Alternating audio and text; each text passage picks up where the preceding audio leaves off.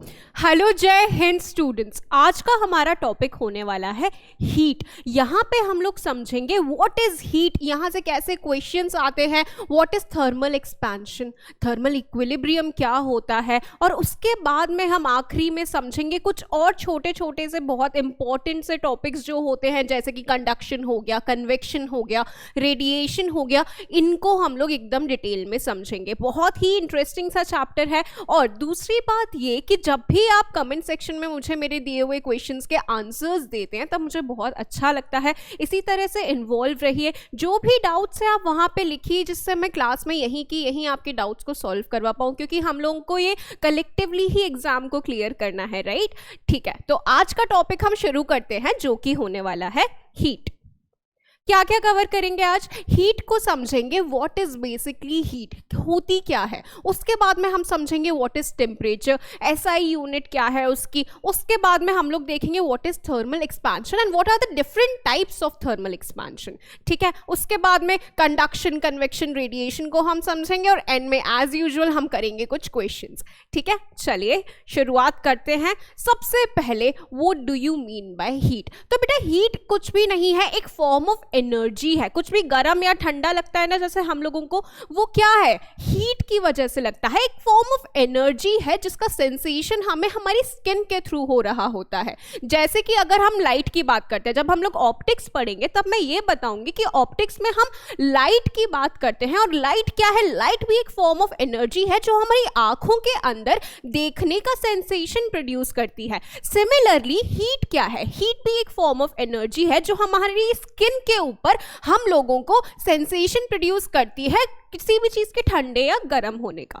देखो एग्जाम्पल देती हूँ। फॉर एग्जाम्पल, कभी जब खाना बनाते हैं और जो चम्मच होती है अगर कढ़ाई में ही छोड़ दी और कढ़ाई अभी भी गैस के ऊपर रखी हुई है, थोड़ी देर बाद क्या होगा? वो चम्मच भी गर्म हो जाएगी। एकदम से टच करेंगे बहुत गर्म लगती है। क्यों लगती है? क्योंकि उसमें हीट ट्रांसफर हुआ है। कभी भी कोई भी चीज ज्यादा गर्म होती है, हाई जिसमें भी हीट होती है, उससे कहाँ तक फ्लो होता है? जहाँ पे कम हीट होती है उस तरफ फ्लो होता है। फॉर एग्जाम्पल, जो ठंडों वगैरह में अगर अपन देखते हैं तो जो गेट्स का नॉब होता है, नॉब को जब हम लोग टच करते हैं तो वो एकदम ठंडा होता है। थोड़ी देर उसको पकड़ के रखो, थोड़ी देर बाद वो एकदम गर्म हो जाएगा। क्यों हो जाएगा? क्योंकि हमने उसको पकड़ कर रखा है। हमारी बॉडी का टेम्परेचर जो है वो नॉब के टेम्परेचर से ज्यादा है, तो हीट का ट्रांसफर होता है हमेशा हायर हीट से लोअर हीट में। ठीक है, तो हमारी बॉडी से वो नॉब के अंदर ट्रांसफर हुआ हीट का, तो तब ट्रांसफर रुक जाएगा जब दोनों बॉडीज का टेम्परेचर जो है वो एकदम सेम हो जाएगा, जब दोनों बॉडीज थर्मल इक्विलिब्रियम के अंदर आ जाएंगी। क्या होता है थर्मल इक्विलिब्रियम?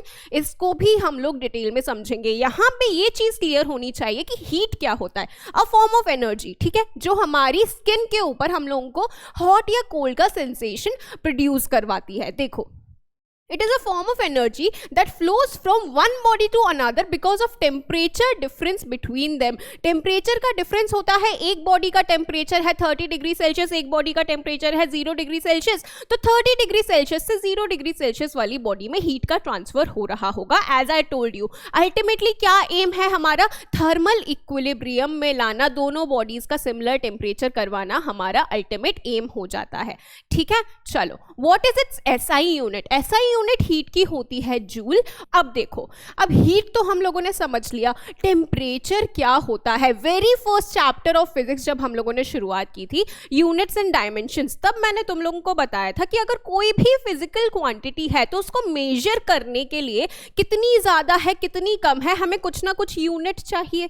ठीक है, जैसे ये पेन इतना बड़ा है, ठीक है, और ये बोर्ड इतना बड़ा है, तो कितना बड़ा है, ये कितना छोटा है इस बोर्ड से कंपैरिजन में? कैसे बताया? हम लोग इसको मेजर करते हैं, सेंटीमीटर या मीटर में मेजर करेंगे और पता चल जाएगा। बिल्कुल उसी तरह से अगर हमें ये बताना है कि कोई चीज कितनी ज्यादा गर्म या कितनी ज्यादा ठंडी है, तब वो हम बताते हैं with the help of temperature. Temperature हमारी एक फंडामेंटल क्वांटिटी थी, अगर याद हो फिर से रिवाइज करो, और उसकी एसआई यूनिट मैंने तुम लोगों को वहां भी बताई थी कि कंफ्यूज नहीं होना है। SI unit is Kelvin and not degree Celsius. Day to day life में हम लोग डिग्री सेल्सियस में हर एक चीज को मेजर कर रहे होते हैं, यहां पे इसकी एसआई यूनिट इज केल्विन बच्चे। This is a thing to be remember. ठीक है, तो टेम्परेचर बेसिकली क्या है? हमें यह बताता है कि कोई चीज कितनी ज्यादा ठंडी या कितनी ज्यादा गर्म है। ठीक है, देखो डिग्री ऑफ हॉटनेस और कोल्डनेस ऑफ अ बॉडी हमें टेम्परेचर से पता चल जाता है. Only physical quantity which determines body is in thermal equilibrium और नॉट. ठीक है, अब देखो टेम्परेचर नापने की बहुत सारी स्केल्स होती हैं. ठीक है, थर्मोमीटर हम लोग जानते हैं कि नहीं जानते हैं, बहुत सारी स्केल्स होती हैं जिनसे हम ये बता सकते हैं कि टेम्परेचर किसी भी चीज का कितना है, कोई भी चीज कितनी ज्यादा गर्म या कितनी ज्यादा ठंडी होती है. ठीक है, उसके बारे में बात भी करेंगे, उसके ऊपर क्वेश्चंस आते हैं. ये समझो व्हाट इज थर्मल इक्विलिब्रियम, जिसके बारे में मैं बार बार बोल रही हूँ. देखो बेटा, थर्मल इक्विलिब्रियम का मतलब सिंपल सा है, दो अलग अलग बॉडीज हैं जिनके अलग अलग टेम्परेचर्स हैं, साथ में उनको रख दोगे तो क्या होगा, दोनों बॉडीज मतलब एक बॉडी से दूसरी बॉडी में हीट का इस तरह से ट्रांसफर होना कि अल्टीमेटली दोनों बॉडीज का टेम्परेचर सेम हो जाना, यानी कि क्या बोलेंगे हम उसे, दोनों बॉडीज अब थर्मल इक्विलिब्रियम में आ गई हैं. ये देखो, ये एक हॉट बॉडी है, ये एक कोल्ड बॉडी है, तो हीट का ट्रांसफर कहाँ होगा, हायर टेम्परेचर वाली बॉडी से लोअर टेम्परेचर वाली बॉडी में. और ultimately what are they establishing, a thermal equilibrium. एक थर्मल इक्विलिब्रियम यहाँ पे एस्टैब्लिश हो रहा होता है. अब यहाँ पे इंपॉर्टेंट चीज ये आती है कि जितना ज्यादा हीट गेन कर रही है कोल्ड वाली बॉडी, उतना ही हीट लॉस कर रही है ये गर्म वाली बॉडी. लेकिन ये कहां होगा, एक आइसोलेटेड सिस्टम के अंदर. मतलब समझाती हूं बच्चे, देखो हमारा जो यूनिवर्स है उसमें कंजर्वेशन ऑफ एनर्जी चलता है कि नहीं चलता है. ठीक है, energy can neither be created nor be destroyed, we know this. अब यहाँ पे भी अगर ये एक आइसोलेटेड सिस्टम है जहाँ से हीट ना बाहर जा सकती है ना अंदर आ सकती है, ये सपोज एक आइसोलेटेड सिस्टम है, ये वाइट बॉक्स. ठीक है, इसके अंदर अगर मैं इन दोनों बॉडीज को रख देती हूँ, ये गर्म बॉडी है, ये ठंडी बॉडी है, तो ये जितना हीट लॉस करेगी, सामने वाली ठंडी बॉडी उतना ही हीट गेन कर रही होगी. ये बात हमें ध्यान में रखनी है. Heat gain is equal to heat loss, ultimately resulting in what, a proper thermal equilibrium. Now अब देखो बच्चे, यहाँ पे स्क्रीन पे तुम लोगों को तीन अलग अलग स्केल्स दिख रही हैं. ये तीनों स्केल्स हम लोगों को टेम्परेचर मेजर करने में मदद करती हैं. साथ में हम लोगों को एक और वर्ड यहाँ पे देखने को मिल रहा है जो कि है एब्सोल्यूट जीरो. अब इन्हीं दोनों चीजों को हम समझने वाले हैं. सबसे पहले ये समझो, ये तीनों स्केल से हम लोग यहाँ पे क्या सीखने वाले हैं. बेटा सबसे पहली बात तो ये एक बहुत ही ज्यादा इंपॉर्टेंट इमेज है, तो इसको अच्छी तरह से समझेंगे. देखो ये तीन स्केल्स हैं जो हम लोग नॉर्मली एग्जाम में इन्हीं तीनों स्केल से क्वेश्चंस आते हैं. केल्विन स्केल, सेल्सियस स्केल और फ़ारेनहाइट स्केल. यहाँ पे याद रखने वाली चीज क्या है कि वाटर फ्रीजेस हमारे 0 डिग्री सेल्सियस पे वाटर फ्रीज होता है, ये हमें पता है. ठीक है, और वाटर बॉयल किस पे होता है, 100 डिग्री सेल्सियस पे. तो हम लोगों को केल्विन और फ़ारेनहाइट के भी ये वाले पॉइंट्स याद रखने हैं. ठीक है, कि यहाँ पे वाटर फ्रीज कितने पे हो रहा है और वाटर बॉयल कितने पे हो रहा है, ये और ये हम याद क्यों रखेंगे, अब मैं तुम लोगों को बताऊंगी. एब्सोल्यूट जीरो की चर्चा अभी हम वापस आके इसी डायग्राम के ऊपर करेंगे. अब देखो टेम्परेचर स्केल्स कौन कौन सी हम लोगों ने पढ़ी, डिग्री सेल्सियस पढ़ी, डिग्री फ़ारेनहाइट पढ़ी और केल्विन पढ़ी. ठीक है, ये तीनों हम लोगों ने स्केल्स पढ़ी. अब यहाँ से क्वेश्चन कैसा आता है ये समझो. तुम लोगों से ये बोल दिया जाएगा कि हमारी जो सेल्सियस स्केल है उसके ऊपर 32 डिग्री सेल्सियस टेम्परेचर बता रहा है, तो उसी का अगर हम पूछें कि केल्विन में कितना ज़्यादा अगर कोई बॉडी है सपोज, ठीक है, ये समझो. अब बॉडी जितनी ज्यादा गर्म है उतनी ही है, उसको हम मेजर अलग अलग तरीके से कर रहे हैं. उसमें हम लोगों ने 2 स्केल्स लगाई, एक डिग्री सेल्सियस की स्केल लगाई और एक केल्विन की स्केल लगाई. ठीक है, डिग्री सेल्सियस अगर 32 डिग्री सेल्सियस बता रही है तो केल्विन स्केल कितना बताएगी, इस तरह से क्वेश्चंस आते हैं हमारे पास में. तो इसके लिए हमारे पास में एक फॉर्मूला है और उस फॉर्मूला में क्वांटिटीज डालने के लिए हम लोगों को वो इमेज की वैल्यूज याद रखनी जरूरी थी यार. देखो वो फॉर्मूला क्या है, सपोज हम लोगों को फॉर एग्जाम्पल, मैं एग्जाम्पल के तौर पे देती हूँ, ये रही हमारी डिग्री सेल्सियस की स्केल और ये रही हमारी केल्विन की स्केल. ठीक है, अब देखो अगर मुझे कोई ना कोई टेम्परेचर दिया गया होगा, कोई एक्स टेम्परेचर मुझे दिया गया है कि इतना है डिग्री सेल्सियस पे, तो हम लोगों को वाई निकालना है कि केल्विन स्केल पे वही टेम्परेचर कितना होगा. तो कैसे निकालेंगे, x माइनस लो टेम्परेचर. जो लो टेम्परेचर क्या था, यहाँ पे जहाँ पे हमारी आइस बन रही थी, जहाँ पे वाटर फ्रीज हो रहा था, वो टेम्परेचर डिग्री सेल्सियस में कितना होता है, 0 डिग्री सेल्सियस. तो यहाँ पे क्या डालेंगे, 0. Upon upper limit minus lower limit. Upper limit क्या थी, जहां पे वाटर बॉईल हो रहा था, यहां पे हम क्या डालेंगे 100 और यहां पे लो में क्या डालेंगे हम 0, ठीक है। यहां पे भी क्या डालेंगे 0। अब इसको इक्वल करेंगे यहां पे, ठीक है, यहां पे भी y minus lower upon upper minus lower limit. अब देखो, अब उस इमेज के ऊपर जाओ, जस्ट 1 सेकेंड।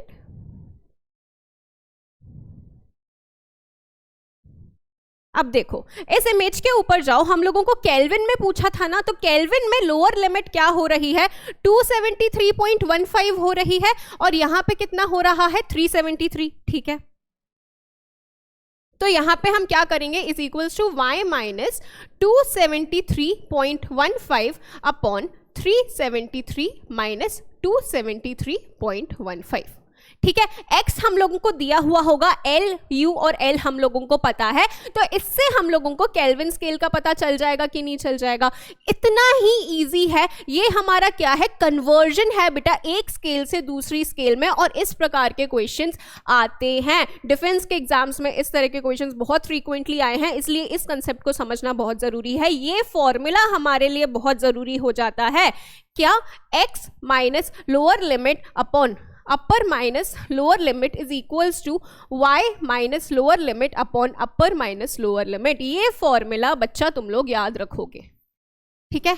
यहाँ से ही बहुत सारे और भी छोटे छोटे ट्रिक्स होते हैं डायरेक्ट सेल्सियस को केल्विन में कन्वर्ट करने के लिए या फ़ारेनहाइट में कन्वर्ट करने के लिए, लेकिन इतने सारे फॉर्मूलाज याद रखने की ज़रूरत बिल्कुल भी नहीं है। ये फॉर्मूला सीधा सीधा लगाना, सारे आंसर्स आ जाएंगे। और इस फॉर्मूला को लगाने के लिए तुम लोगों को ये इमेज याद होनी ही चाहिए। This should be very clear.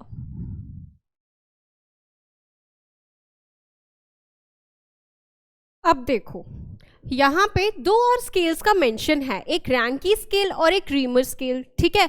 ये इतने ज़्यादा पूछे नहीं जाते हैं, अभी तक तो नहीं पूछे गए हैं, तो इसलिए ये इतने ज़्यादा इंपॉर्टेंट नहीं है। लेकिन यार ये जो मैंने फॉर्मूला बताया है ना, अगर कोई इमेजिनरी स्केल भी तुम्हारे सामने रख दी जाएगी जिसमें तुम्हें बोल दिया जाएगा कि ये वाले टेम्परेचर पे वाटर फ्रीज होता है और इस टेम्परेचर पे वाटर बॉयल होता है इस इमेजिनरी स्केल में, तो उस स्केल में बताओ कि कितना ज़्यादा टेम्परेचर होगा, क्या होगा, तब भी तुम लोग ये फॉर्मूला लगा पाओगे। एक यूनिवर्सल फॉर्मूला है, therefore this is the easiest to be remembered, ठीक है। अब आज के लिए जो तुम्हारा होमवर्क क्वेश्चन है वो ये है कि तुम लोगों को मुझे ये बताना है, एक ऐसा टेम्परेचर तुम लोगों को बताना है जहां पे डिग्री सेल्सियस और डिग्री जो फ़ारेनहाइट है, इन दोनों की रीडिंग एकदम सेम आएगी। डिग्री सेल्सियस और डिग्री फ़ारेनहाइट की स्केल्स पे रीडिंग सेम आने वाला ऐसा कौन सा टेम्परेचर है, ये तुम्हारा क्वेश्चन है। ये मुझे कमेंट सेक्शन में आंसर चाहिए, इसको सॉल्व करने की कोशिश करना, ठीक है। अब देखो, अब आ गया है हमारा वो टर्म जिसकी हम बात करने वाले थे, एब्सोल्यूट टेम्परेचर। तो बेटा एब्सोल्यूट टेम्परेचर एक वो टेम्परेचर होता है जो मिनिमम हम लोगों का अभी तक देखा गया है। Minimum possible temperature is known as the absolute temperature, temperature at which molecular motion of the gas ceases, ठीक है। Molecular motion of the gas ceases यानी कि क्या मतलब है, यहां पे टेम्परेचर इतना ज्यादा कम है कि वहां पे मूवमेंट ही नहीं हो रहा है पार्टिकल्स का, प्रेशर और वॉल्यूम वहां पे एकदम जीरो हो गया है, ठीक है। इतना कम टेम्परेचर जो होता है उसको हम बोलते हैं एब्सोल्यूट टेम्परेचर। अब यहां पे देखो, इस इमेज में मेंशन्ड है, देखो यहां पे केल्विन में 0 केल्विन हम लोगों ने लिया हुआ है एब्सोल्यूट। 0 केल्विन हमारा सबसे कम पॉसिबल टेम्परेचर है, इससे नीचे कभी भी नहीं देखा गया है टेम्परेचर, ठीक है। आइडियली, ठीक है, एकदम आइडियली ये सबसे ज्यादा कम टेम्परेचर मौजूद होता है। प्रेशर और वॉल्यूम एकदम ही 0 हो जा रहे हैं यार इस टेम्परेचर पे, तो इमेजिन करो कैसे पॉसिबल होगा इतना कम टेम्परेचर जहां पे वॉल्यूम एकदम 0 हो गया है, ठीक है, प्रेशर एकदम 0 हो गया है। अब यहाँ पे देखो सेल्सियस स्केल में कितना है, -273.15 डिग्री सेल्सियस, ये हमारा हो जाता है एब्सोल्यूट। और यहाँ पे फ़ारेनहाइट पे -459.67 डिग्री फ़ारेनहाइट हमारा एब्सोल्यूट टेम्परेचर का वैल्यू होता है, ठीक है। This should be very clear. तो the temperature at which molecular motion of the gas ceases and 0 pressure and volume जहां पे हो रहा है -273.16 डिग्री सेल्सियस 0 केल्विन हमारा एब्सोल्यूट टेम्परेचर होता है। अब देखो थर्मल एक्सपेंशन को समझते हैं। What do you mean by thermal expansion? तो एक रियल लाइफ तुम लोगों को सबसे पहले एग्जांपल बताती हूँ। जब तुम लोग ट्रेन की पटरियां देखते हो बच्चे, ठीक है, कुछ ऐसी पटरियां देखते हो, उनके बीच में यहाँ पे गैप्स मौजूद होते हैं। जो मेटालिक पटरियां बिछी होती हैं उनमें बीच बीच में इस तरह से गैप्स छोड़े होते हैं। अब ये गैप्स छोड़ने का रीजन क्या है? ये रीजन ये है कि जैसे ही गर्मी बढ़ेगी वैसे ही ये जो मेटल है ये एक्सपैंड करेगा, और जैसे ही एक्सपैंड करेगा, अगर जगह नहीं छोड़ोगे, अगर यहाँ पे जगह नहीं होगी तो ये मेटल एक दूसरे के ऊपर चढ़ जाएगा, और एक दूसरे के ऊपर चढ़ेगा तो वहां पे एक्सीडेंट वगैरह के चांसेस होंगे। ठीक है, तो ये बहुत ज्यादा हार्मफुल हो सकता है, इसीलिए थोड़ा गैप छोड़ा जाता है कि एक्सपैंड भी होगा तो मैक्सिमम एक्सपेंशन जितना हो सकता है उतना गैप छोड़ दिया जाता है। ये हम लोगों का रियल लाइफ एग्जांपल हो गया। अब हम थर्मल एक्सपेंशन को समझते हैं। बेटा, increase in dimension of a body due to increase in temperature. जैसे ही टेम्परेचर इंक्रीज होता है वैसे ही लीनियर डायमेंशन हो रहा है कि दो प्लेन्स में, हमारे एक प्लेन में दो, उसमें हमारा हो रहा है एक्सपेंशन हो रहा है या फिर वॉल्यूम एक्सपैंड हो रहा है, तब हम क्या बोलेंगे उसको? थर्मल एक्सपेंशन वहां पे हो रहा होता है। ठीक है, सबसे पहले हम लोग लीनियर एक्सपेंशन को समझते हैं कि जब एक लाइन के अलोंग एक्सपेंशन हो रहा होता है, सीधा सीधा एक लाइन, जैसे सपोज एक वायर की बात कर लो, ठीक है, वायर को गर्म करेंगे, थोड़ा सा एक्सपैंड करेगा, वो गर्मी में जैसे ही टेम्परेचर बढ़ाएंगे थोड़ा एक्सपैंड करेगा, तो उसको हम क्या बोलेंगे? लीनियर एक्सपेंशन बोलेंगे। देखो ऐसा कोई वायर था और ये इतना एक्सपैंड कर गया, डेल्टा एल लेंथ की एक्सपेंड कर गया, इसकी एल लेंथ थी। ठीक है, तो ये क्या हो गया? एक्सपेंशन हो गया, सिर्फ एक डायमेंशन में एक्सपेंशन हुआ है, तो इसको हम क्या बोलेंगे? लीनियर एक्सपेंशन बोलेंगे। अब बेटा एक बात बताओ, सारे मटेरियल्स क्या एक जितना ही एक्सपैंड करते हैं? नहीं, एक जैसे एक्सपैंड नहीं करते। सारे मटेरियल्स का अपना अलग अलग कोएफिशिएंट होता है, जिसको हम क्या बोलते हैं? कोएफिशिएंट ऑफ लीनियर एक्सपेंशन, या फिर अल्फा से इसको डिनोट किया जाता है। सारे मटेरियल्स का अलग अलग कोएफिशिएंट होता है, और इसका मतलब ये होता है कि सारे मटेरियल्स की अलग अलग प्रॉपर्टीज होने की वजह से वो अलग अलग लेवल का एक्सपेंशन कर रही होती हैं।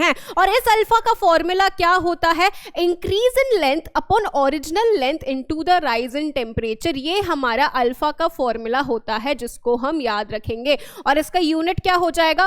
पर डिग्री सेल्सियस, क्योंकि डेल्टा एल से एल का यूनिट चेंज हो जाएगा, कट हो जाएगा, और बचा किसका? बचता है सिर्फ टेम्परेचर का, तो पर डिग्री सेल्सियस हमारा इसका यूनिट हो जाता है।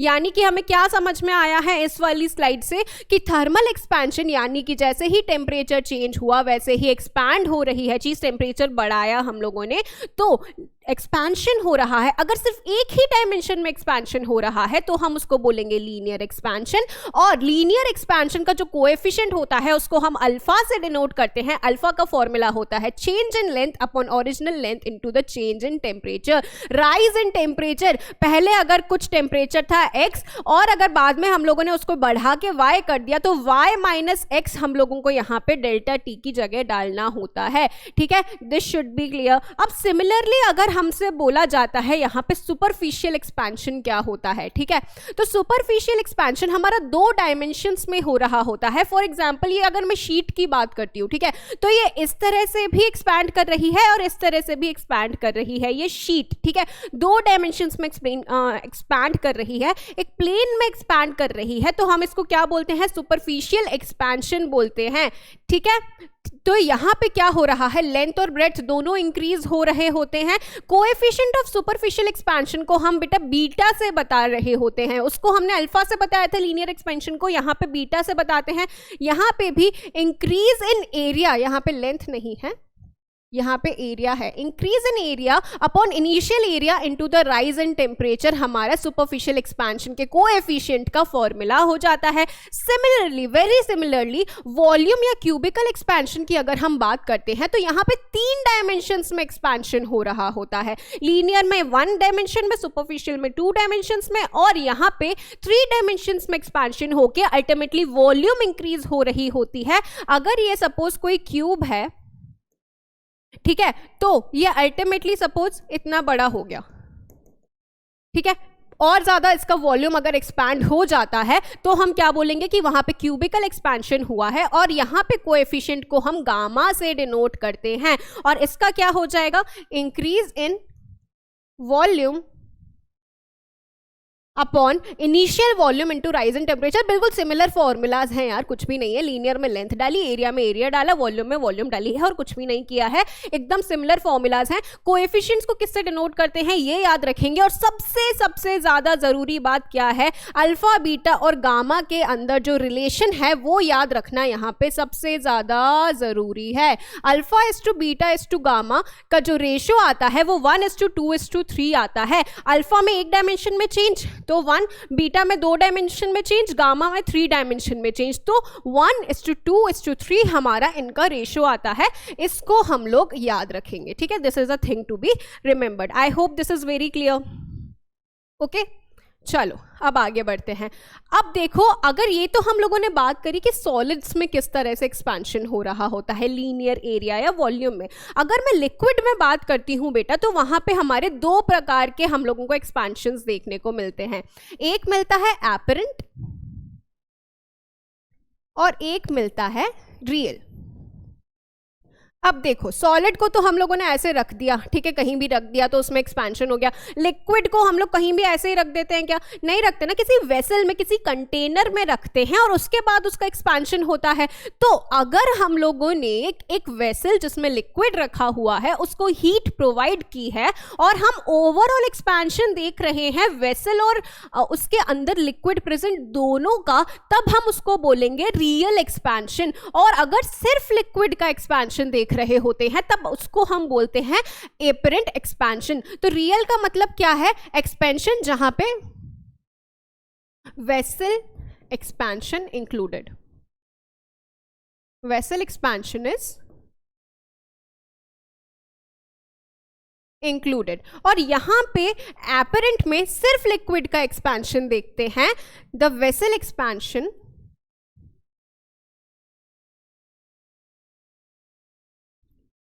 is not included here।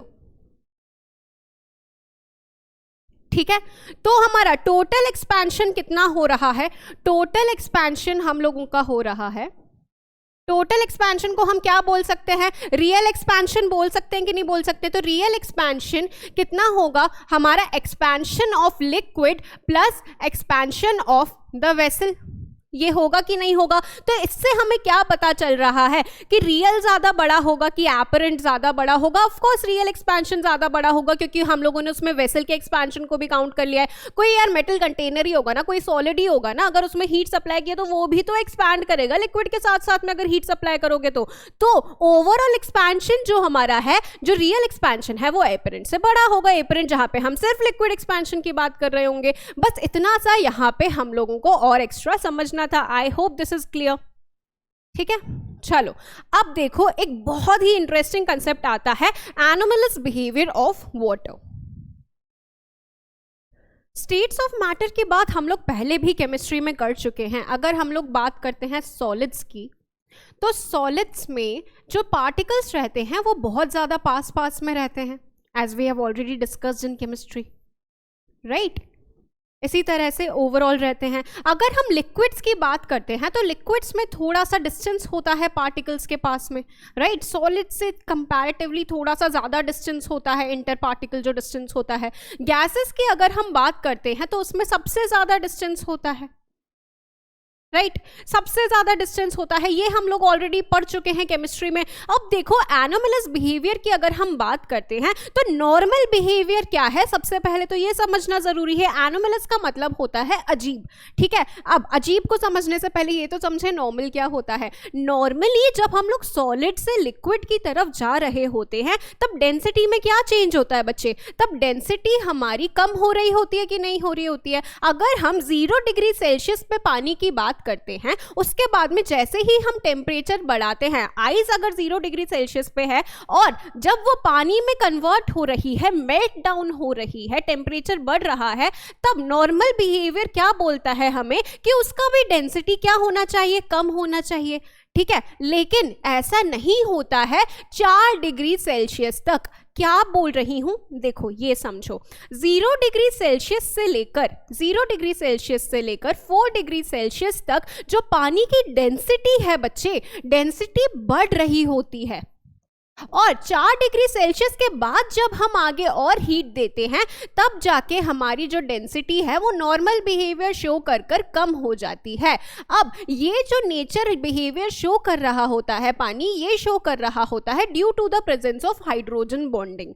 ठीक है, अब इस चीज का फायदा हमें कहाँ होता है, नेचर बहुत ही खूबसूरत है भाई, यहाँ पे बहुत सारी हम लोगों को इतने अच्छे फिनोमिनन्स देखने को मिलते हैं। जैसे अगर हम लोग देखें साइबेरिया साइड अगर हम लोग जाते हैं, वहां पे आइस इस तरह से जमी हुई होती है, कार्टून्स में देखा होगा एकदम से आइस टूटती है, नीचे पानी होता है। ठीक है, ये हम लोगों ने देखा है, ऐसा ही होता है, एक आइस की लेयर होती है, उसके नीचे पानी मौजूद होता है, पूरा का पूरा ये फ्रीज्ड अप क्यों नहीं होता है। अब देखो यहाँ पे ऊपर आइस की लेयर रहती है, नीचे वाला जो पानी रहता है उसका टेम्परेचर थोड़ा ज्यादा होता है, और ज्यादा टेम्परेचर अगर 0 से 4 डिग्री सेल्सियस के बीच का टेम्परेचर यहाँ पे मौजूद होगा तो यहाँ पे इस पानी की डेंसिटी ज्यादा होगी। ये वाले पानी का कितना है, 0 डिग्री सेल्सियस है। ठीक है, इसकी डेंसिटी कम है इसलिए ये ऊपर है, लेकिन 0 से 4 डिग्री सेल्सियस का मैंने बताया डेंसिटी ज्यादा होगी, डेंसिटी ज्यादा होगी तो वो नीचे होगा यहाँ पे। ठीक है, तो यहाँ पे पानी है हमारा, ऊपर आइस है, नीचे पानी है, और यहाँ पे ही हमारे जो फिशेज हैं या जो हमारे प्लांट्स हैं वो सर्वाइव कर पाते हैं। अगर पूरा का पूरा पानी ही फ्रीज हो जाएगा तो ये लोग सर्वाइव कैसे करेंगे। इन लोगों को सर्वाइव अगर करना है तो ये जो एनोमलस बिहेवियर वाटर शो करता है ना, ये बहुत ज्यादा जरूरी है। नीचे जहां पे टेम्परेचर हमारा थोड़ा सा ज्यादा है वहां पे हमारी डेंसिटी ज्यादा होने की वजह से पानी यहाँ पे पानी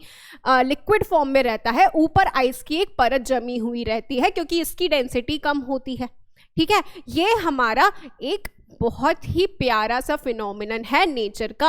अब देखो इसको अगर मैं इन ग्राफ समझाती हूं तो अगर डेंसिटी और टेम्परेचर का मैं यहाँ पे ग्राफ बनाती हूं तो 0 डिग्री सेल्सियस से 4 डिग्री सेल्सियस तक डेंसिटी इंक्रीज होती है। ठीक है, और उसके बाद में डेंसिटी डिक्रीज होती है जैसा उसे नॉर्मल बिहेवियर शो करना चाहिए। ठीक है, सॉलिड से लिक्विड, लिक्विड से गैसियस कन्वर्जन में अगर डेंसिटी की जगह मैं वॉल्यूम और टेम्परेचर का ग्राफ बनाती हूं तो डेंसिटी का फॉर्मूला क्या होता है, मास अपॉन वॉल्यूम होता है। तो बिल्कुल मिरर इसका इमेज बन जाता है। अगर इसको मैं यहाँ पे नीचे रख दूंगी तो मिरर टाइप का इमेज बन जाता है, उल्टा जस्ट हो जाएगा। इस तरह का यहाँ पे ग्राफ बनने वाला है, वॉल्यूम पहले कम होता जाएगा फिर एकदम से बढ़ेगा, और ये सब क्यों हो रहा है, due to the presence of hydrogen bonds. ठीक है, ये हम लोगों को यहाँ पे समझना था। अब देखो, अगर मैं किसी भी चीज को हीट सप्लाई कर रही हूं तो वहां पे 2 चीजें होना पॉसिबल होता है, या तो उस चीज की, उस जो भी सब्सटेंस है, अगर वो सॉलिड है, लिक्विड है, गैसियस है, या तो वहां पे उसका टेम्परेचर बढ़ रहा होगा या फिर स्टेट चेंज हो रहा होगा, सॉलिड से लिक्विड में कन्वर्जन हो रहा होगा या लिक्विड से गैसियस में कन्वर्जन हो रहा होगा। अब यहाँ पे ये समझना सबसे ज्यादा जरूरी है कि ये दोनों चीजें साथ में कभी नहीं होती, या तो सिर्फ टेम्परेचर ही बदल रहा होगा या तो सिर्फ स्टेट ही चेंज हो रहा होगा। टेम्परेचर जब बदल रहा होता है तब हम स्पेसिफिक हीट की बात करते हैं। अभी हम समझेंगे what do you mean by specific heat. यहां पे मैं लिख देती हूं कि टेम्परेचर इंक्रीजेस। ठीक है, टेम्परेचर इंक्रीज हो रहा होता है। लेटेंट हीट क्या होता है, लेटेंट का मतलब होता है छुपी हुई कोई भी चीज। अब ये छुपी हुई है, अब हीट जब हम सप्लाई करेंगे तब किसी भी चीज का टेम्परेचर नहीं बढ़ रहा, हम लोगों को लगेगा अरे ऐसे कैसे टेम्परेचर नहीं बढ़ रहा, हीट तो हम सप्लाई कर रहे हैं, लेकिन छुपी हुई हीट है ये क्या कर रही होती है, ये स्टेट चेंज कर रही होती है, सॉलिड को लिक्विड में कन्वर्ट कर रही होती है या तो लिक्विड को गैसियस में कन्वर्ट कर रही होती है।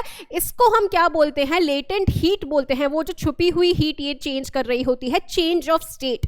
ठीक है, अब ये दोनों चीजें कभी भी साथ में नहीं होती हैं, इस चीज को हम लोग ध्यान रखेंगे और इन्हीं को अब हम थोड़ा डिटेल में समझने वाले हैं। ये चीज यहां से समझ में आनी चाहिए इस स्लाइड से कि हीट 2 काम कर सकती है, या तो वो किसी भी चीज का टेम्परेचर बढ़ा सकती है या तो वो चेंज ऑफ स्टेट कर सकती है, states of matter, solid, liquid and gaseous. सबसे पहले हम लोग समझते हैं स्पेसिफिक हीट को।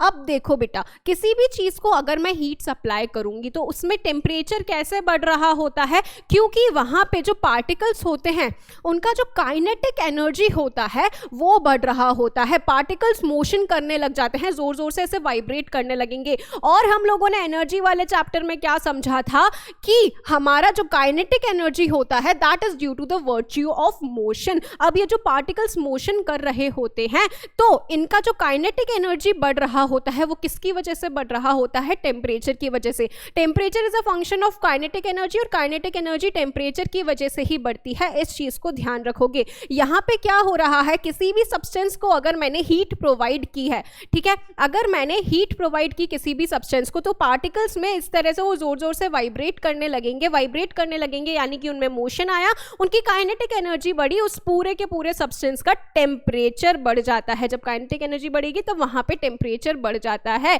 और यहीं पे आता है हमारा स्पेसिफिक हीट का कंसेप्ट। स्पेसिफिक हीट बच्चे क्या होता है, it is that amount of heat which is required to raise the temperature of a unit mass of substance of unit degree. यानी कि अगर हम लोगों ने एक यूनिट मास लिया, 1 kg हम लोगों ने मास लिया और हम लोगों को उसका टेम्परेचर 1 डिग्री सेल्सियस अगर बढ़ाना है तो उसमें कितनी हीट हमें देनी पड़ेगी, उस हीट को हम लोग बोलते हैं स्पेसिफिक हीट। अब कोई 2 मटेरियल हम लोगों ने अलग अलग मटेरियल रख दिए, अब एक मटेरियल अलग मटेरियल, दूसरे 2 अलग अलग प्रॉपर्टीज वाले मटेरियल्स हैं, दोनों में क्या हम सेम अमाउंट ऑफ हीट डालेंगे तो सेम लेवल से हमारा टेम्परेचर बढ़ेगा क्या, नहीं बढ़ेगा। सारे सब्सटेंसेस की अलग अलग स्पेसिफिक हीट होती है। जैसे हम लोगों ने coefficient of thermal expansion, superficial expansion, volume expansion देखा था ना, उसी तरह से स्पेसिफिक हीट भी हमारी जो मटेरियल रहता है उसकी प्रॉपर्टी के ऊपर डिपेंडेंट होता है। सारे मटेरियल्स का अलग अलग स्पेसिफिक हीट होता है, यानी कि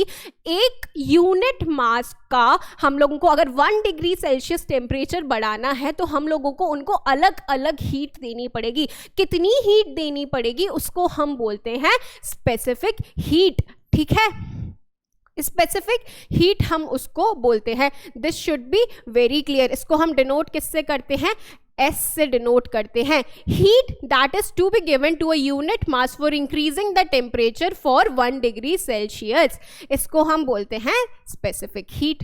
this should be clear, okay. यहाँ पे क्या लिखा हुआ है कि जितनी हीट देनी हमें ज़रूरी है वो किसके डायरेक्टली प्रोपोर्शनल है, कितना मास है और कितना हमें उसका टेम्परेचर बढ़ाना है। यहीं पे हम लोगों ने इस प्रोपोर्शनैलिटी की जगह लगा दिया है स्पेसिफिक हीट का यहाँ पे सिंबल S, ठीक है। S is equals to Q upon M delta T और यहीं से इसकी यूनिट निकल कर आ जाती है, ठीक है, कैलोरी पर ग्राम पर यहाँ पे डिग्री सेल्सियस, यहाँ पे पूरा ऐसा ही यूनिट के टर्म्स में अपन इसको लिख सकते हैं। इज दैट क्लियर बच्चा लोग? इसकी यहाँ पे SI यूनिट की बात करते हैं तो SI यूनिट इसकी क्या हो जाएगी, नॉर्मली हम निकाल ही सकते हैं, SI यूनिट हो जाएगी। हीट का क्या होता है SI यूनिट, जूल होता है, ठीक है। मास का क्या होता है, पर केजी, यहाँ पे हम लिख देंगे। और टेम्परेचर का SI यूनिट क्या होता है, केल्विन होता है, तो पर केल्विन ये हमारी इसकी SI यूनिट हो जाती है। This is clear, okay. Now moving on further, molar specific की हीट क्या होता है, जैसे हम लोगों ने वहां पे केजी में लिया, यहाँ पे हम मोल ले लेंगे, ठीक है। कितना हीट हम लोगों को देना पड़ रहा है जिससे किसी भी सब्सटेंस का 1 मोल का हम लोग टेम्परेचर 1 डिग्री सेल्सियस से बढ़ा सके, उसको हम लोग बोलते हैं molar heat capacity. The amount of heat that is required to raise the temperature of a mole of a substance by unit degree is represented by C। उसको स्पेसिफिक हीट को हम लोगों ने S से रिप्रेजेंट किया था, इसको हम C से रिप्रेजेंट करते हैं, ठीक है। ये हम लोगों को समझ में आना चाहिए। एंड C और अगर स्पेसिफिक हीट का हम लोग फॉर्मूला निकालते हैं, अगर रिलेशन निकालते हैं तो वो क्या आता है, M into S, जहां पे M is the molecular mass and S is the specific heat, okay. कुछ भी नहीं है, बस केजी की जगह यहाँ पे हम लोगों ने मोल की बात की है। अब देखो यहाँ पे जो हमारा गैस लॉ आता है बेटा, PV is equals to nRT, वो इन सारे लॉज की वजह से आ रहा होता है। इनको हम थोड़ा सा समझने की यहाँ पे कोशिश करते हैं। सबसे पहला आ जाता है हमारा बॉयल्स लॉ, जो क्या कंडीशन हम लोगों के सामने रख रहा है कि यहाँ पे हमारा टेम्परेचर कांस्टेंट होगा, और अगर टेम्परेचर कांस्टेंट होता है तो P will be indirectly proportional to the volume. क्या मतलब है इसका, ये समझो। सपोज ये मैंने कोई वेसल ले रखा है और यहाँ पे एक पिस्टन लगा हुआ है, ठीक है, और यहाँ पे गैस प्रेजेंट है, गैस के मॉलिक्यूल्स प्रेजेंट हैं। अब टेम्परेचर कांस्टेंट है यहाँ पे, ठीक है, कोई यहाँ पे हम लोग हीट का सप्लाई नहीं कर रहे, ना इस सिस्टम से हम लोग हीट निकाल रहे हैं। तो यहाँ पे हमें क्या बोला गया है कि अगर मैं इस पिस्टन को नीचे की तरफ दबाऊंगी, अगर मैं इस कंटेनर पे प्रेशर बढ़ाऊंगी तो क्या होगा, वॉल्यूम कम होगा कि नहीं होगा। प्रेशर बढ़ाने पे वॉल्यूम मेरा कम हो रहा है। अगर मैं इस पिस्टन को ऊपर उठाऊंगी, यानी कि अगर प्रेशर मैं कम करूंगी तो इसका क्या हो जाएगा, वॉल्यूम बढ़ जाएगा। बस इतना सिंपल सा हम लोगों का क्या है, बॉयल्स लॉ, जहां पे क्या है, टेम्परेचर हमारा कांस्टेंट है। अब अगर हम चार्ल्स लॉ की बात करते हैं तो वहां पे क्या कंडीशन है हमारे पास कि प्रेशर कांस्टेंट है। अब प्रेशर अगर कांस्टेंट रहेगा तो हमारा volume will be directly proportional to the temperature. अब इसको हम कैसे समझे, देखो, अगर यहां पे हमारे पास में ये वेसल है, ये हमारा पिस्टन लगा हुआ है और यहाँ पे हम लोगों ने कांस्टेंट प्रेशर रख रखा है। हम ना हाथ से ज़्यादा दबाव बना रहे हैं, ना उसको ऊपर की तरफ ले रहे हैं, हमने बस उस पिस्टन को वहाँ पे रख दिया है, ठीक है। अब यहाँ से हम लोगों ने हीट देना शुरू किया। बहुत गंदा डायग्राम बनाती हूँ लेकिन ठीक है, समझ लेना। हम लोगों ने यहाँ से हीट देना शुरू किया। अब अगर मैं हीट देती जाऊंगी तो क्या होगा, ये गैस एक्सपैंड करने की कोशिश करेगी। अब एक्सपैंड करेगी यानी कि इसका वॉल्यूम बढ़ेगा। तो जैसे जैसे हमारा टेम्परेचर बढ़ रहा है वैसे वैसे यह हमारा पिस्टन ऊपर की तरफ मूव करता जाएगा, गैस का जो वॉल्यूम है बेटा वो बढ़ता जाएगा। ये हमें कौन बताता है, ये हमें बताता है चार्ल्स लॉ। अब देखो, अगर मैं गैलियोसिक्स लॉ की बात करती हूँ तो ये हमें क्या कंडीशन देते हैं कि यहाँ पे हमारा वॉल्यूम कांस्टेंट है। अब अगर वॉल्यूम कांस्टेंट हो जाएगा, यानी कि देखो, अगर वॉल्यूम कांस्टेंट मैंने कर दिया, यानी कि यहाँ पे इस पिस्टन को मैंने फिक्स कर दिया है। अब इस पिस्टन को हम लोग मूव नहीं कर सकते, इस कंटेनर का वॉल्यूम उतना का उतना ही रहने वाला है। ये हम लोगों को रियल लाइफ का एक एग्जांपल बताऊं, प्रेशर कुकर का जो हमारा एग्जांपल होता है वो यहाँ पे एप्लीकेबल है, क्योंकि वहाँ पे जो हमारा प्रेशर कुकर है उसका वॉल्यूम तो उतना ही है ना भैया, प्रेशर कुकर बड़े या कम तोड़ ना सकता है, तो उसका वॉल्यूम उतना ही है। तो वहाँ पे क्या होगा, P will be directly proportional to V। जैसे जैसे हम लोग टेम्परेचर बढ़ाएंगे वैसे वैसे वहाँ पे प्रेशर बढ़ता जाता है। अब जैसे ही प्रेशर बढ़ता है वैसे प्रेशर कुकर की जो सीटी है वो ऊपर की तरफ उठती है और हमें थोड़ा वो मिल जाता है, इशारा मिल जाता है कि भैया अब गैस बंद कर दो। अगर ज़्यादा बंद नहीं करेंगे, प्रेशर बढ़ता रहेगा तो कुकर फट भी सकता है, ठीक है। तो ये हमारा क्या हो जाएगा, गैलियोसिक्स लॉ हो जाएगा। एवोगैड्रोस का लॉ हमें क्या बोलता है, एवोगैड्रो का लॉ हमें ये बोलता है कि अगर हम लोगों ने कांस्टेंट प्रेशर और टेम्परेचर की कंडीशंस रख रखी हैं तो अलग अलग गैसेस का अगर हम इक्वल वॉल्यूम लेते हैं और उसमें कांस्टेंट प्रेशर और टेम्परेचर रखते हैं तो उन अलग अलग गैसेस के इक्वल वॉल्यूम में equal number of moles present होंगे। उस गैस के अलग अलग गैसेस ले रखी हैं। सपोज फॉर एग्जांपल एक गैस हम लोगों ने ए ले ली, एक गैस हम लोगों ने बी ले ली, दोनों का हम लोगों ने इक्वल वॉल्यूम ले रखा है, ठीक है। और उनमें अगर हम लोगों ने कांस्टेंट प्रेशर और टेम्परेचर लगाया, स्टैंडर्ड टेम्परेचर प्रेशर की कंडीशंस हम लोगों ने अगर रखी हैं तो वहां पे जो नंबर ऑफ मोल्स हैं वो उन सब में एकदम सेम होंगे।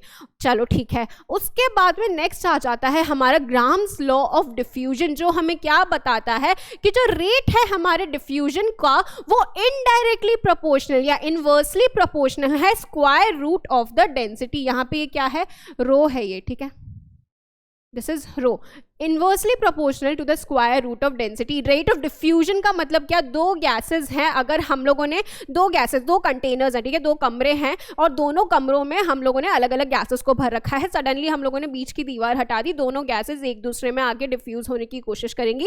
एक गैस ज्यादा तेजी से आ रही है, एक गैस कम तेजी से आ रही है। क्यों आ रही है, क्योंकि वो इनडायरेक्टली प्रोपोर्शनल होंगे स्क्वायर रूट उनके डेंसिटी के, ठीक है। डेंसिटी जितनी कम होगी गैस की उतनी ज्यादा उसका रेट ऑफ डिफ्यूजन होगा, उतना ज्यादा वो सामने वाली गैस से मिलने के लिए तेजी से आएगी। ये सारे लॉज हम लोगों को क्लियर होने चाहिए। बॉयल्स लॉ में क्या हुआ था, टेम्परेचर कांस्टेंट हुआ था, PV = nRT, जो हमारी आइडियल गैस इक्वेशन है, उन सब से हम लोग इन सब चीजों को रिलेट कर पा रहे हैं। चार्ल्स लॉ हमें क्या बोलता है, V is directly proportional to T।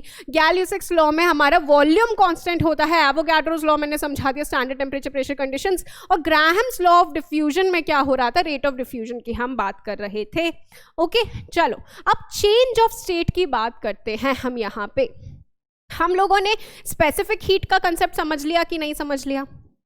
ठीक है, अब स्पेसिफिक हीट में हम लोग क्या कर रहे थे, हम लोग हीट दे रहे थे और टेम्परेचर चेंज हो रहा था क्योंकि वहां पे मॉलिक्यूल्स का मूवमेंट होना शुरू हो गया था और मूवमेंट हो रहा था तो काइनेटिक एनर्जी बढ़ रही थी, काइनेटिक एनर्जी बढ़ रही थी तो टेम्परेचर बढ़ रहा था। और यहाँ ये सब हम लोगों ने कहाँ देखा था, जहाँ पे टेम्परेचर बढ़ रहा था, जहाँ पे हम लोग स्पेसिफिक हीट की बात करते हैं। अब हम यहाँ पे बच्चे बात करने वाले हैं लेटेंट हीट की, जहाँ पे सिर्फ चेंज ऑफ स्टेट हो रहा है हीट देने पे और वहाँ पे कोई भी टेम्परेचर का राइज नहीं हो रहा है। और ये कब हो रहा है, यहाँ पे हम लोग इस चीज को समझने वाले हैं चेंज ऑफ स्टेट के अंदर।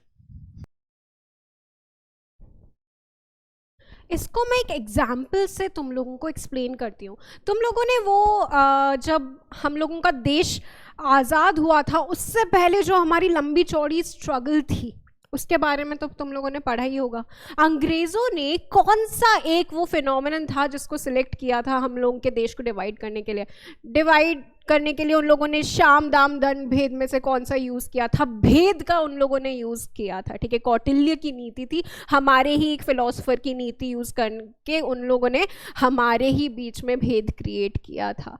क्या किया था उन लोगों ने? सबसे पहले उन लोगों ने जितने पावरफुल मराठा किंगडम्स थे उनके बीच में उन लोगों ने भेद डाला और वो मराठा किंगडम्स ही एक दूसरे से लड़े और उन लोगों के लिए डिवाइड करना ईजी हो गया। फिर डिवाइड एंड रूल की पॉलिसी उन लोगों ने अपनाई थी। अब यहाँ पे एकदम से हिस्ट्री क्यों पढ़ाने लग गई मैं, क्योंकि उसका इस चीज से ना थोड़ा सा अपन रिलेट करके उस चीज को समझ सकते हैं, लेटेंट हीट को। देखो क्या हुआ, जब उन लोगों ने भेद डालना शुरू किया तब वो छुपा हुआ एक रीजन था जो उन लोगों ने भेद डाला था। ठीक है, जो उन लोगों ने उनके दिमाग में डाला था कि यार उनके अगेंस्ट कर लो, तुम इसके इस पूरे एरिया के राजा बन जाओगे, ये वो ऐसा करके। तो ये छुपा हुआ एक वो था, एक फिनोमिनन था। लेकिन अल्टीमेटली रिजल्ट क्या हुआ कि हमारा जो इंडिया था वो डिवाइड हो गया, राइट। और उसके बाद में अंग्रेजों के लिए थोड़ा इजी हो गया था। तो बेटा यहाँ पे भी क्या हो रहा है, जो हम हीट दे रहे हैं सॉलिड को, पहले तो उसका टेम्परेचर इंक्रीज होगा क्योंकि उसके जो पार्टिकल्स है उनके बीच का काइनेटिक एनर्जी जो है वो इंक्रीज होगा, टेम्परेचर इंक्रीज होगा, उनका वाइब्रेशन इंक्रीज होगा। फिर अल्टीमेटली एक पॉइंट वो आएगा जब हिडन तरीके से इनके बॉन्ड्स टूटना स्टार्ट होंगे, जैसे कि हमारे इंडिया का एग्जाम्पल मैंने अभी तुम लोगों को दिया। ठीक है, इनके बॉन्ड्स जब टूटेंगे तब इस जो सॉलिड है पर्टिकुलर उसका टेम्परेचर इंक्रीज नहीं होगा, बल्कि जो हीट हम लोग दे रहे हैं वो इस बॉन्ड को तोड़ने के काम आएगा। और उसी हीट को हम लोग क्या बोलते हैं बच्चे? उसी हीट को हम लोग बोलते हैं लेटेंट हीट। और ये लेटेंट का मतलब क्या होता है कि ये छुपी हुई है। ठीक है, ये छुपी हुई हीट है। छुपी हुई हीट का मतलब क्या है? हम लोग को ये पता है कि हीट टेम्परेचर बढ़ाने के काम आती है, लेकिन ये हीट टेम्परेचर नहीं बढ़ा रही बल्कि ये बॉन्ड्स को तोड़ रही है। और जब सॉलिड के थोड़े इंटरमॉलिक्यूलर बॉन्ड्स टूटते हैं तो वो लिक्विड स्टेट में आता है, और जब लिक्विड के टूटते हैं तब वो गैसियस स्टेट में जाता है। और ये जो पर्टिकुलर अमाउंट ऑफ हीट है जो चेंज ऑफ स्टेट के लिए रिस्पॉन्सिबल है उसको हम क्या बोलते हैं? लेटेंट हीट बोलते हैं। ये मेरे बच्चे तुम याद रखोगे। ठीक है, लेटेंट हीट क्या है? It is the heat required to change the state of a substance at a constant temperature. मैंने तुम लोगों को ये चीज पहले ही बताई थी कि अगर हम हीट दे रहे हैं तो दोनों चीजों में से कोई एक चीज हो रही होगी, या तो टेम्परेचर बढ़ रहा होगा या तो उस चीज का स्टेट बदल रहा होगा। यहां पे हम स्टेट के बदलने की बात कर रहे हैं, यानी कि eight a constant temperature change of state के लिए जो हीट रिक्वायर्ड होती है उसको हम लेटेंट हीट बोलते हैं। अगर सॉलिड से लिक्विड का कन्वर्जन हो रहा होता है तो हम उसको क्या बोलते हैं? Latent heat of fusion. ठीक है, और अगर यहां पे चेंज लिक्विड टू गैस में हो रहा होता है तो हम उसको क्या बोलते हैं? Latent heat of vaporisation.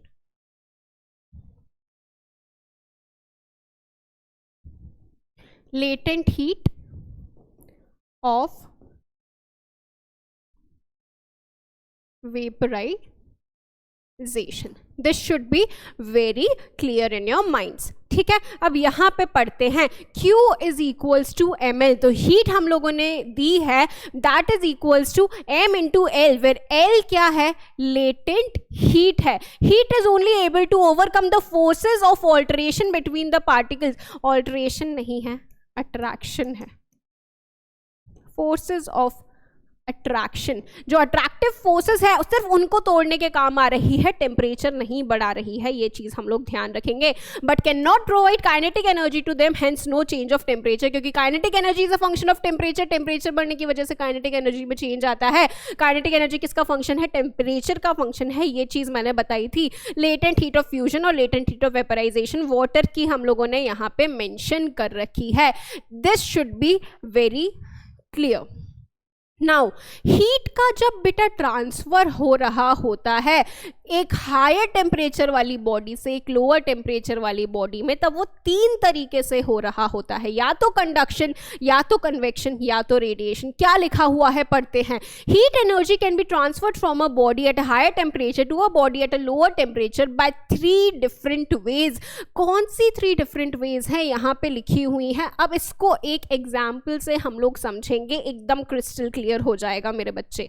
ठीक है, देखो यहाँ पे एक बच्चों की रो है. सपोज क्लास में जब हम लोग बैठते थे तब हम लोग की जो बेंचेस लगी रहती थी, ठीक है, इस तरह से इमेजिन करो, पूरा सिनेरियो मेरे साथ में इमेजिन करो. एक रो है, ठीक है, उसमें बच्चे बैठे हुए हैं, एक एक बच्चा बैठा हुआ है. अब अगर टीचर ने बॉल दी पहले वाले बच्चे को, ठीक है, उस पहले वाले बच्चे को वो ही बॉल सबसे आखिरी वाले बच्चे को देनी है, तो उसके पास में उस बॉल को देने के 3 तरीके हैं. सबसे पहला तरीका कि वो अपने पीछे वाले बच्चे को बॉल दे, वो उसके पीछे वाले को दे, वो उसके पीछे वाले को दे, और ऐसे ऐसे कर करके फाइनली बॉल सबसे आखिरी में चली जाए. ठीक है, यहाँ पे पहले वाले बच्चे ने एक्चुअल मूवमेंट नहीं किया पीछे वाले तक, बल्कि उसने पीछे पीछे वाले बच्चे को देते हुए बॉल आखिरी में पहुंचा दी. देखो यहां पे इस तरह से समझाती हूं मैं.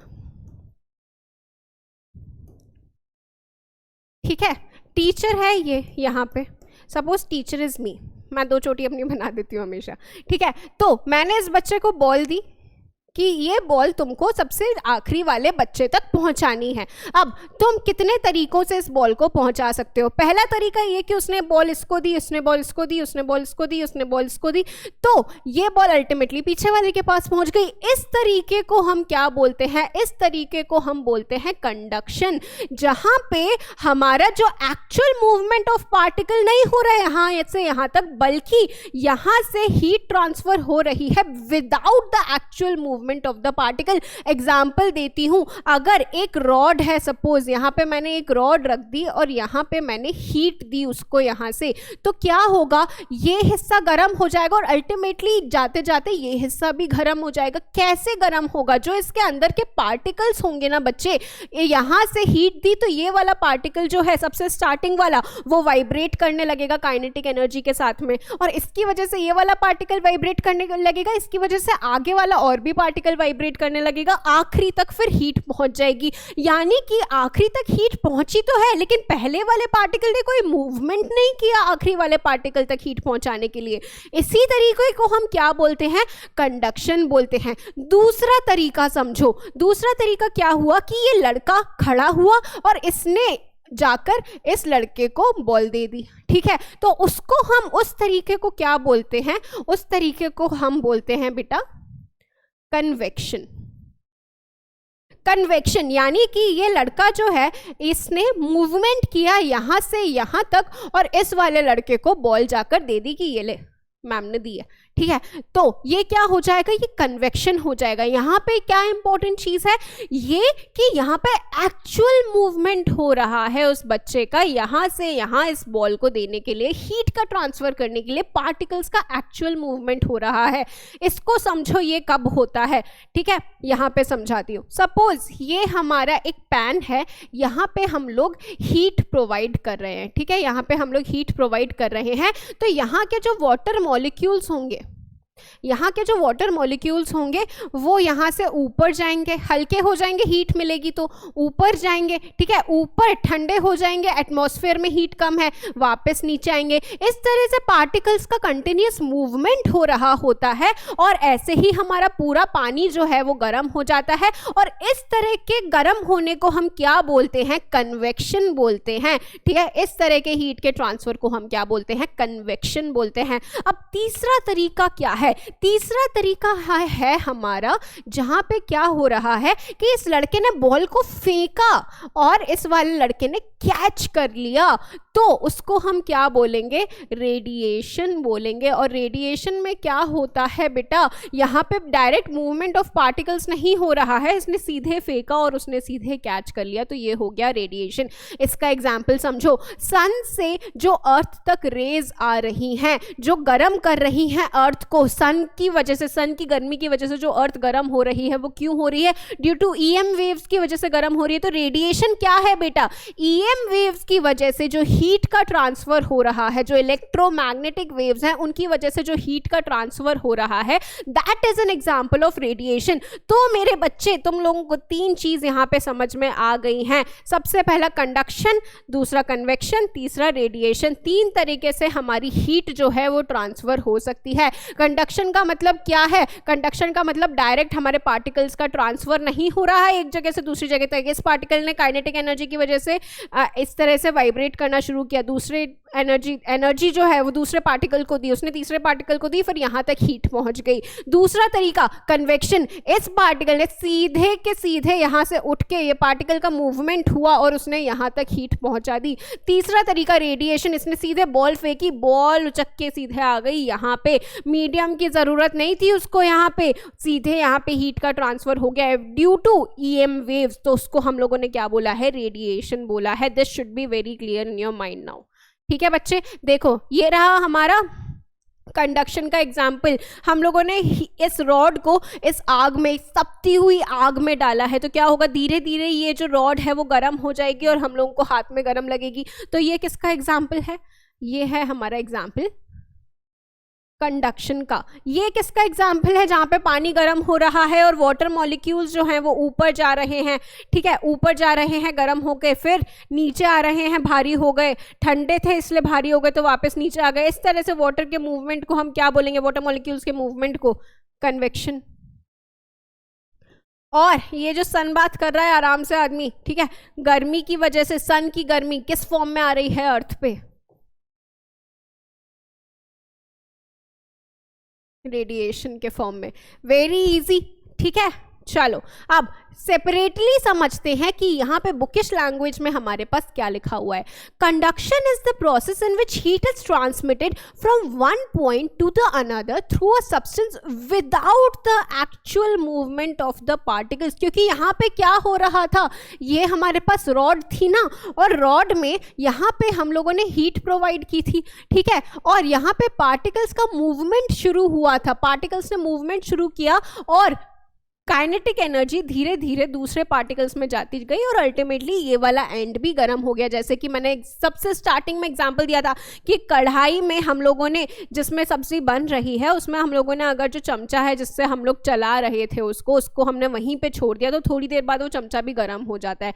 क्यों हो जाता है, क्योंकि इस तरह से उसमें हीट फ्लो करती है। और ये किसका एग्जाम्पल है, ये बेटा कंडक्शन का एग्जाम्पल यहाँ पे हो जाता है। ठीक है, अब यहाँ पे direct without the actual movement of particles, सीधे ये वाला पार्टिकल ने यहाँ पे मूवमेंट नहीं किया, उसने अपनी ही जगह पे काइनेटिक एनर्जी बढ़ाई है। ठीक है, ये चीज समझनी जरूरी है। अब देखो, when one end of the metal is heated, the molecules at one end start vibrating with higher amplitudes, kinetic energy यहाँ पे mentioned है, and transmit this kinetic energy to the next molecule and so on, as I explained. अब however the molecules still remain in their mean positions of the equilibrium. ये particle अभी भी उसकी actual position पे भी है, ये particle यहाँ move नहीं किया, ये particle अभी भी उसकी actual position पे ही है, इसीलिए यहाँ पे actual movement नहीं हो रहा है। This process of conduction is prominent in the case of solids. Solids के केस में ये बहुत ज़्यादा prominent होता है। ठीक है, this should be clear. Now moving on further, convection का हम लोग समझते हैं। Convection is the process in which heat is transmitted from one place to the another by actual movement of the vibrating particle. यहाँ पे क्या हुआ था, सबसे पहले जो बच्चा बैठा हुआ था जिसको मैम ने बॉल दी थी, वो उठ के गया था आखिरी वाले बच्चे के पास में बॉल ट्रांसफर करने के लिए, यानी कि यहाँ पे एक्चुअल मूवमेंट हुआ था। एग्जाम्पल क्या दिया था कि इस पैन के अंदर अगर मैंने हीट प्रोवाइड की है तो यहाँ पे ये वाला पार्टिकल गर्म हुआ, ये ऊपर गया, ठंडा हुआ, वापस नीचे आया, ठीक है। तो यहाँ पे इसी तरह से सारे पार्टिकल्स का मूवमेंट हो रहा होता है, राइट। तो ये किसका एग्जाम्पल है, ये बेटा कन्वेक्शन का एग्जाम्पल है, ठीक है। अब देखो, it is prominent in the case of liquids and gases. जैसे हम लोगों ने देखा था कि conduction is prominent in the case of solids, convection is prominent in the case of liquids and gases, and land and sea breezes and trade winds are form due to convection. जो हम लोग land and sea breezes देखते हैं वो भी इसी का example होते हैं। Convection plays an important part in ventilation, gas filled electric lamps and heating of buildings by hot water circulation. Okay, this is an important point. Now it is the process of transfer of heat in a fluid by the movement of the fluid itself, यानी कि यहाँ पे particle का ही movement हो रहा होता है, as I told you before.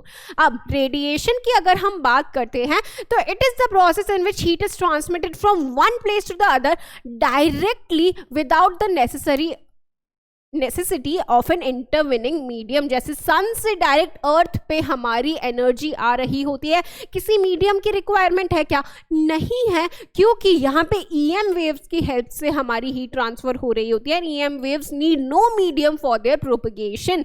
We get heat radiations directly from the sun without affecting the intervening medium. बिल्कुल correct. Heat radiations can pass through vacuum, vacuum के थ्रू पास हो सकती हैं क्योंकि इनको किसी स्पेसिफिक मीडियम का रिक्वायरमेंट नहीं है। Heat radiations are a part of electromagnetic spectrum. Okay, electromagnetic waves के फॉर्म में ट्रांसफर कर रही होती हैं। बेसिकली जो इंफ्रारेड वेव्स होती हैं उनको हम लोग हीट वेव्स बोलते हैं क्योंकि वो हीट का ट्रांसफर कर रही होती हैं।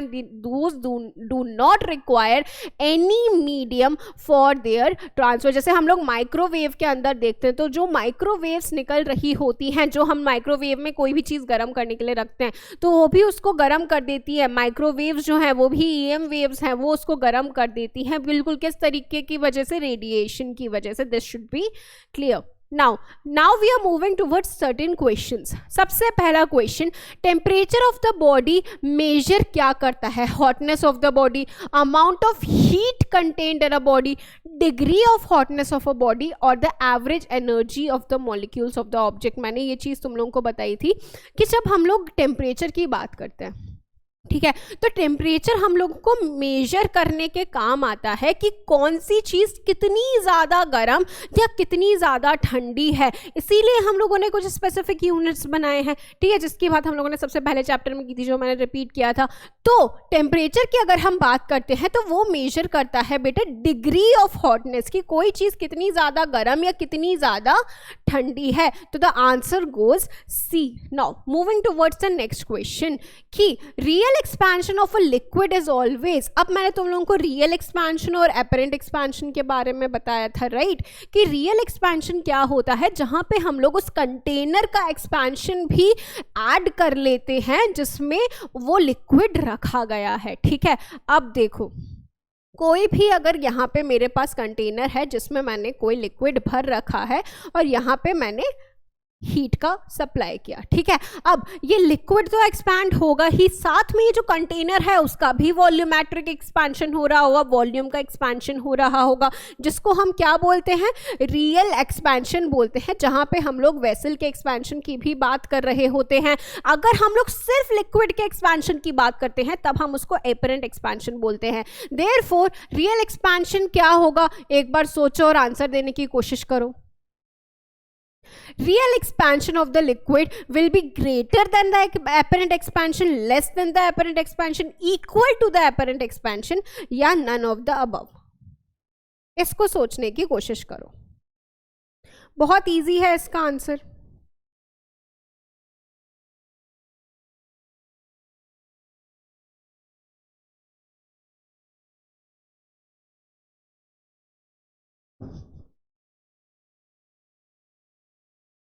तो इसका आंसर बेटा क्या आएगा, that real expansion of liquid is always greater than the apparent expansion, क्योंकि यहाँ पे हम लोग वेसल के एक्सपेंशन की भी बात कर रहे होते हैं.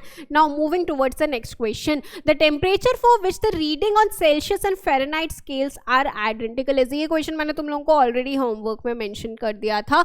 इसके लिए फॉर्मूला कौन सा यूज करना है वो मैं अभी बता दे रही हूँ वापस.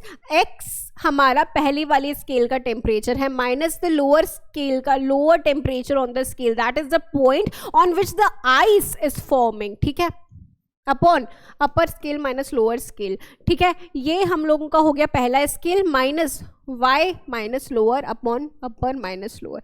ये वाला फॉर्मूला यूज करके तुम लोग इस चीज़ का आंसर निकालोगे और मुझे कमेंट सेक्शन में आंसर दोगे. I am specifically going to mention the name of दो students who are going to answer me this question. ठीक है, मुझे बहुत अच्छा लगता है जब बच्चे इस चीज़ का आंसर देते हैं. तो ये वाला क्वेश्चन तुम लोग नोट कर लो, ये वाले क्वेश्चन का आंसर मुझे कमेंट सेक्शन में चाहिए. And specifically note the minus and plus signs which are mentioned here. देखो, material used for making cooking utensils should have low specific heat and high thermal conductivity, high specific heat, high thermal conductivity, low specific heat, low thermal conductivity और high specific heat and low thermal conductivity. तो यहाँ पे हम लोगों से ये पूछा जा रहा है कि उसकी thermal conductivity कैसी होनी चाहिए, उसकी specific heat कैसी होनी चाहिए. अब देखो specific heat क्या होता है. specific heat का मतलब होता है वो heat जो हमें देनी पड़े 1 डिग्री सेल्सियस बढ़ाने के लिए टेम्परेचर पर यूनिट मास का. ठीक है, ये मैंने तुम लोगों को बताया था. बहुत ही प्यारा क्वेश्चन है और मैं ये चाहती हूँ कि तुम लोग इस पे दिमाग लगाओ और ये भी हमारा एक होमवर्क क्वेश्चन है जिसका आंसर तुम लोग मुझे कमेंट सेक्शन में बताओगे. तो यहाँ पे हम लोगों के पास 2 होमवर्क क्वेश्चन हो जाते हैं. पहला हमारा प्रीवियस वाला क्वेश्चन जो था डिग्री सेल्सियस और डिग्री फ़ारेनहाइट वाला, ये वाला क्वेश्चन, और दूसरा ये वाला क्वेश्चन. सीरियसली बोल रही हूँ, बहुत अच्छा लगता है मुझे जब बच्चे इस चीज़ का आंसर देते हैं.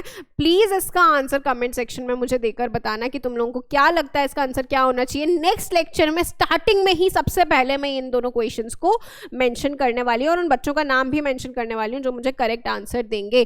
तो यहाँ पे हम लोगों का ये टॉपिक कंप्लीट हो जाता है. थर्मोडायनामिक्स में रिमेनेंट जो हीट के टॉपिक्स हैं उनको हम कवर करेंगे और थर्मोडायनामिक्स के तीनों लॉज को हम लोग वहाँ पे समझेंगे. तीनों laws plus the 0th law, ठीक है, उसको हम लोग वहाँ पे समझने वाले हैं. बहुत ही इंटरेस्टिंग है वो वाला टॉपिक भी. As usual physics is very interesting. ठीक है, ओवरऑल यहाँ पे हम लोगों ने आज क्या क्या समझा है, एक फटाफट से एक क्विक रिवीजन करते हैं. सबसे पहले हम लोगों ने समझा हीट को, कि heat is a form of energy जो हम लोगों को सेंसेशन देती है हमारी स्किन पे कि कोई भी चीज़ कितनी ज़्यादा गर्म है या कितनी ज़्यादा ठंडी है. हम लोग कैसे मेजर करते हैं, with the help of temperature. और टेम्परेचर की हम लोगों के पास अलग अलग स्केल्स होती हैं, जैसे कि हमारे पास फ़ारेनहाइट स्केल हो गई, सेल्सियस स्केल हो गई, केल्विन स्केल हो गई. अलग अलग स्केल्स में जब हम लोगों को टेम्परेचर को निकालना होगा, कैसे निकालेंगे वो मैंने यूनिवर्सल फॉर्मूला बताया जहाँ से क्वेश्चंस बनते हैं. उसके बाद में हम लोगों ने देखा थर्मल एक्सपेंशन, हम लोगों ने देखा लीनियर एक्सपेंशन का कोएफिशिएंट, सुपरफिशियल एक्सपेंशन का कोएफिशिएंट और उसके बाद में वॉल्यूम एक्सपेंशन का कोएफिशिएंट. इन तीनों के बीच का हम लोगों ने रेशो भी देखा 1:2:3 का. ठीक है, दैट वाज आल्सो इम्पॉर्टेंट. उसके बाद में हम लोगों ने देखा कि अगर हम किसी भी चीज़ को हीट सप्लाई कर रहे होते हैं तो या तो उसका टेम्परेचर बढ़ रहा होता है या तो उसका स्टेट चेंज हो रहा होता है. अगर टेम्परेचर बढ़ रहा होता है तो वहाँ पे हम लोग स्पेसिफिक हीट का कंसेप्ट लेकर आते हैं कि कितनी हीट हम लोगों को देनी पड़ रही है 1 डिग्री सेल्सियस बढ़ाने के लिए किसी 1 किलोग्राम के मास को. तो वहाँ से हम लोग ऐसा यूनिट भी निकाल रहे थे. ठीक है, अगर हम लोगों को स्टेट को चेंज करना है तो हम लोगों ने लेटेंट हीट का नाम दिया था. लेटेंट हीट यानी कि छुपी हुई हीट जो कि मॉलिक्यूल्स का जो अट्रैक्शन है उसको तोड़ रही है और अल्टीमेटली स्टेट को चेंज कर रही है, टेम्परेचर को नहीं बढ़ा रही है वो हीट. इस चीज़ को हम लोग ध्यान रखेंगे. Latent heat is not responsible for the increase of temperature. अब इसी से मुझे एक क्वेश्चन और याद आता है कि what is more harmful, what is more harmful, steam और बॉइलिंग वाटर? इन दोनों में से ज़्यादा हार्मफुल कौन है? ये क्वेश्चन एक बहुत ही कॉमनली पूछा जाने वाला क्वेश्चन है. तो ये क्वेश्चन छूट गया था, इसको हम एक बार फटाफट से यहाँ पे डिस्कस कर लेते हैं। देखो बेटा, स्टीम की अगर हम बात करते हैं और अगर बॉइलिंग वाटर की बात करते हैं तो क्वेश्चन ये है कि इन दोनों में से ज़्यादा हमारी स्किन के लिए हार्मफुल कौन होगा, यानी कि ज़्यादा हीट कौन कैरी कर रहा होगा। अगर सपोज रोटी बनाते हैं और रोटी एकदम से ऐसे फूली हुई रोटी एकदम से फट जाती है, उससे हमारी उंगली जल जाती है, तो हमें ज़्यादा जल जाता है हमारा हाथ एज कम्पेयर टू अगर हम लोगों ने गलती से हमारी उंगली बॉइलिंग वाटर में डाल दी। ऐसा क्यों? क्योंकि जो स्टीम है उसमें जो हीट है वो हीट हम लोगों की वो टेम्परेचर को बढ़ाने वाली हीट जो हम लोगों ने दी है, उसके साथ साथ में स्टीम को बनाने के लिए जो हम लोगों ने लेटेंट हीट दी है, यानी कि हम लोगों ने लिक्विड से गैस में कन्वर्ट करने के लिए जो स्टेट का कन्वर्जन है उसमें जो छुपी हुई हीट हम लोगों ने दी थी वो भी स्टीम के अंदर मौजूद होती है। ठीक है, इसमें स्टीम के अंदर हम लोगों की लेटेंट हीट भी मौजूद होती है। बॉइलिंग वाटर में तो क्या हुआ, बॉइलिंग वाटर में हम लोगों के पास में किसी टेम्परेचर का वाटर था, उसमें हम लोगों ने हीट दी, टेम्परेचर बढ़ा और वो बॉइलिंग वाटर बना दिया। ठीक है, सिर्फ हमारे पास में वही हीट मौजूद थी। स्टीम को बनाने के लिए हम लोगों को लेटेंट हीट भी देनी पड़ी जिसकी वजह से स्टेट का चेंज हुआ। ठीक है, इसीलिए स्टीम के पास में ज़्यादा हीट थी, ज़्यादा एनर्जी थी, तो स्टीम हमारी ज़्यादा डेंजरस हो जाती है as compare to the boiling water. ये एक इंपॉर्टेंट कॉन्सेप्ट था जो छूट गया था। ठीक है, उसके बाद में ये कंसेप्ट हमारा हो गया। अब उसके बाद में हमारा क्या था, एक और हम लोगों ने कंसेप्ट डिस्कस किया था, कंडक्शन, कन्वेक्शन और रेडिएशन का। हम लोगों ने एक एग्जांपल समझा था जिसमें बच्चे बैठे हुए थे रो में, अगर एक बच्चे ने दूसरे बच्चे, तीसरे बच्चे, चौथे बच्चे, इस तरह से अगर बॉल ट्रांसफर की है तो उसको हम लोगों ने बोला कंडक्शन। जहाँ पे एक्चुअल मूवमेंट ऑफ मॉलिक्यूल्स हमारा नहीं हो रहा है, इस चीज़ को हमें ध्यान रखना था। एक्चुअल मूवमेंट नहीं हो रहा है, वहाँ पे पार्टिकल्स अपनी ही जगह पे काइनेटिक एनर्जी की वजह से मूवमेंट करते हुए एनर्जी का ट्रांसफर कर रहे हैं। दूसरा कन्वेक्शन, जहां पे पहले बच्चे ने उठ के लास्ट बच्चे तक बॉल को ट्रांसफर किया, यानी कि यहाँ पे पार्टिकल्स का एक्चुअल मूवमेंट हो रहा है। तीसरा, रेडिएशन की मदद से उसने बॉल को फेंकी और लास्ट वाले बच्चे ने कैच कर ली, यहाँ पे ईएम वेव्स की वजह से मूवमेंट हो रहा होता है हीट का। तो ये हमारे 3 तरीके हो जाते हैं हीट के मूवमेंट के। ये सारे हम लोगों ने कंसेप्ट यहाँ पे क्लियर कर लिए हैं। I hope these all are clear. कोई भी डाउट है तो आप लोग एक बार कमेंट सेक्शन में डाल देना, I will mention them in the next class. और जो मैंने 2 क्वेश्चंस किए हैं उनका भी आंसर मुझे चाहिए। ठीक है, आई hope this chapter is clear. सब लोग अपना ध्यान रखें, आराम से इस चैप्टर को समझे, सारे कंसेप्ट्स को क्लियर करें, एक एक क्वेश्चन आराम से बन जाएगा। ठीक है, ओके, तब तक के लिए वंदे मातरम।